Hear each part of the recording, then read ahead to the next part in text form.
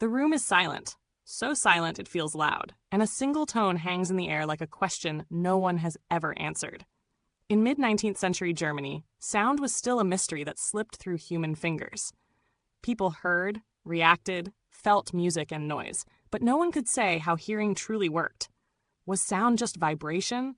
Why did some tones feel sharp and others warm? Why could a single note make the skin prickle or the heart ache? In dimly lit laboratories filled with brass instruments and ticking clocks, one man decided that hearing itself would no longer be invisible. Hermann von Helmholtz was not chasing music or poetry. He was chasing truth. In 1863, he began to treat sound as something measurable, something that could be broken apart, weighed, tested, and understood. Around him were tuning forks, glass resonators, metal tubes, and carefully calibrated instruments. Each object hummed, rang, or whispered at precise frequencies. The air vibrated. Helmholtz listened, not as a musician, but as a scientist dissecting reality. Here came the first revelation. Sound wasn't a single thing. It was a structure. A chord was not one voice, but many layered together. Helmholtz proved that complex sounds could be separated into simple tones, each with its own frequency. He showed that the human ear wasn't just receiving sound.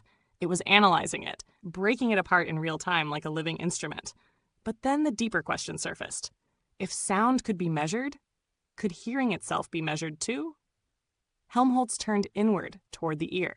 He studied how different pitches stimulated different parts of the inner ear, proposing that specific nerve fibers responded to specific frequencies. This wasn't philosophy.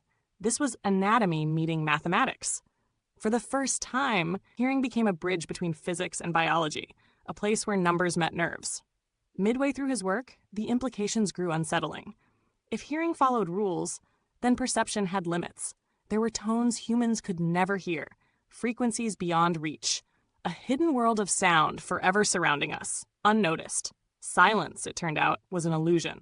The climax came quietly, not with applause, but with understanding. Helmholtz's work laid the foundation for modern acoustics, audiology, sound engineering, even music theory.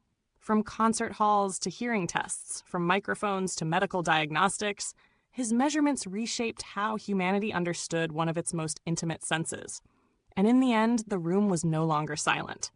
Because once sound could be measured, hearing was no longer magic.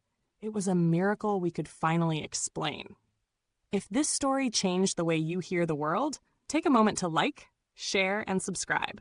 Leave a comment with what sound you'd never want to lose, and help this channel keep exploring the hidden moments that shaped human understanding.